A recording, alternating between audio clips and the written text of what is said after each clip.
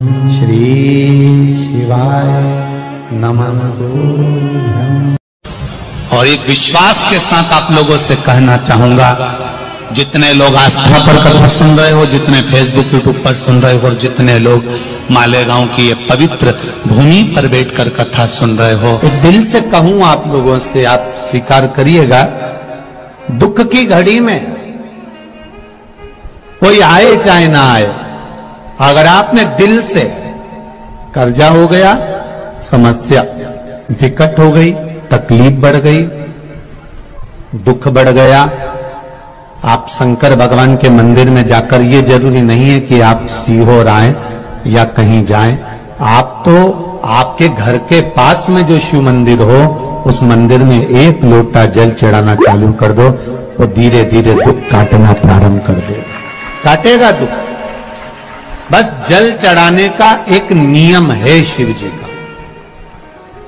शंकर भगवान को जो जल चढ़ाया जाता है दुख काटने के लिए, तकलीफ काटने के लिए, कष्ट मिटाने के लिए, तो एक नियम है शंकर भगवान का जल चढ़ाने का जो नियम है। जैसे ये गौल जलाधारी है, यहां से पानी गिरता है, ये शिवलिंग है।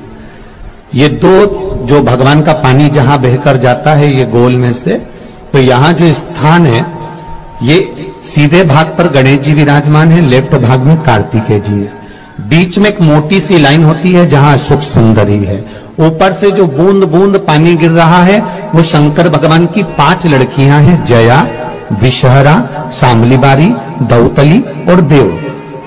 जहां गोल भाग है, जहां शिवलिंग रखा हुआ है, ये माता पार्वती जी का हस्त कमल है, जिसको पीठिका कहते हैं।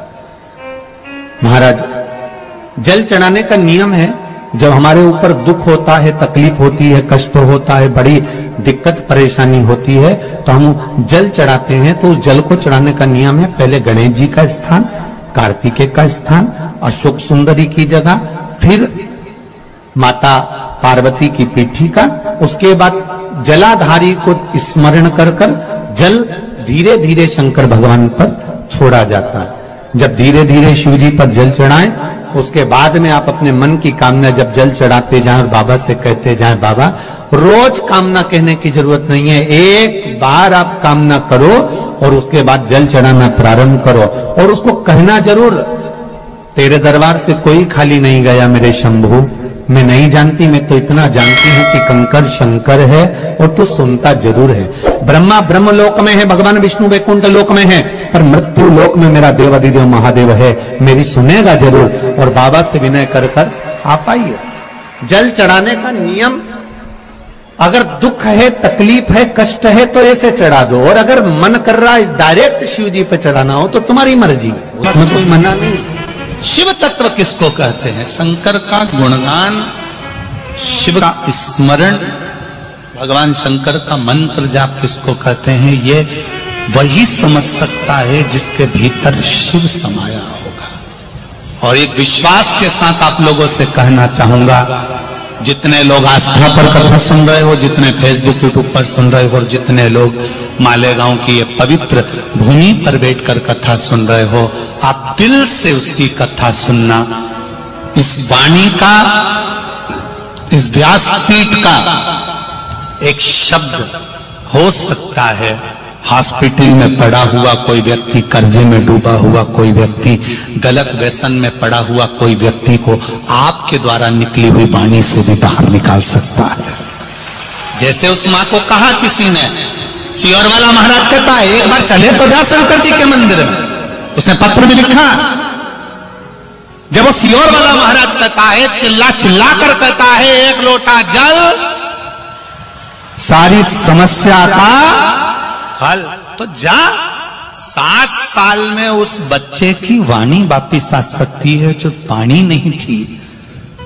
जब वो वाणी मेरा महादेव दे सकता है, वो देखो उस माँ के चेहरे की खुशी, उस माँ के चेहरे की रौनकता, जिसका बेटा 7 साल बाद बोला हो, उसका आनंद देखिए कि कितना होगा, कितना आनंद होगा। एक बात और अच्छे से समझ लीजिए, जो बच्चे चिड़चिड़े होते हैं, चाहे घर में बेटे हों, बहुएं हों, सास हो, ससुर हो, परिवार में छोटे छोटे बच्चे हों, चिड़चिड़ प्रवृत्ति करते हों या चिड़चिड़ा स्वभाव हो, जरा जरा सी बात में क्रोध आ जाता हो, बोलने का भान नहीं रह पाता हो, शब्दों के बाण चलते हो, तो महाराज प्रदोष के दिन, प्रदोष काल में बेलपत्री के पेड़ के नीचे एक जो पत्ता आपके पास में हो, पान का मिल जाए तो पान का, पीपल का मिल जाए तो पीपल का, बेलपत्र का मिल जाए तो बेलपत्र का, उस पत्ते पर मात्र थोड़ा सा शहद और 7 दाने चावल के रखकर घी का दिया लगा दो महाराज, और थोड़ा सा जल हाथ की अंजलि में लेकर भगवान देवाधिदेव महादेव का स्मरण कर कि इस बेलपत्री के वृक्ष के नीचे माता लक्ष्मी, पार्वती, सरस्वती विराजमान है।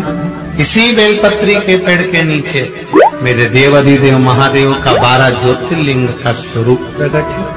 उनका स्मरण कर जल चढ़ा दीजिए और उसका स्मरण कर लो जो चिड़चिड़ प्रवृत्ति करता, क्रोध करता, जिसको बोलने का भान नहीं होता हो, सम्मान नहीं देता हो, अपशब्द कहते हो, उनका स्मरण कर आप छोड़ेंगे। एकदम एक प्रदोष करेंगे, दूसरे प्रदोष तक तो आपको कोई दिक्कत ही नहीं। 2-3 प्रदोष कर देखिए, बाबा कृपा करें। 3 जगह पर अगर कोई बीमारी ऐसी हो गई कि वो समाप्त नहीं हो रही, बड़ी बड़ी तकलीफ, मतलब एक बार दवाई अगर चालू हो गई तो दवाई बंद ही नहीं हो रही है, तो उसके लिए आपको 3 जगह पर जल चढ़ाना प्रारंभ कर दो। मात्र 1 हफ्ते से ज्यादा चढ़ाना भी नहीं पड़ेगा। जैसे 1 हफ्ते आप टेबलेट लेते हो, गोली लेते हो, 1 हफ्ते चढ़ाना प्रारंभ कर दो। सबसे पहले बेलपत्री के पेड़ के नीचे क्या करना है, जल का पात्र लेना है, उसमें 2 दाने चावल के डालना, 2 दाने अक्षत के डालिए।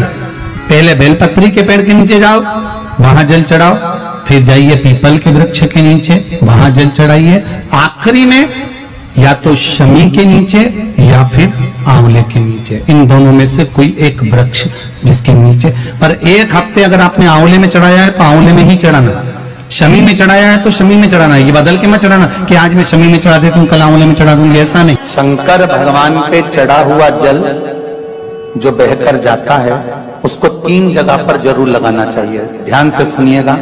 9 ग्रह जो शरीर पर राहु, केतु, मंगल, बुध, शनि परेशान करते हैं, उसकी समाप्ति के लिए शिव पर चढ़ा हुआ जल नैनों पर, कंठ पर,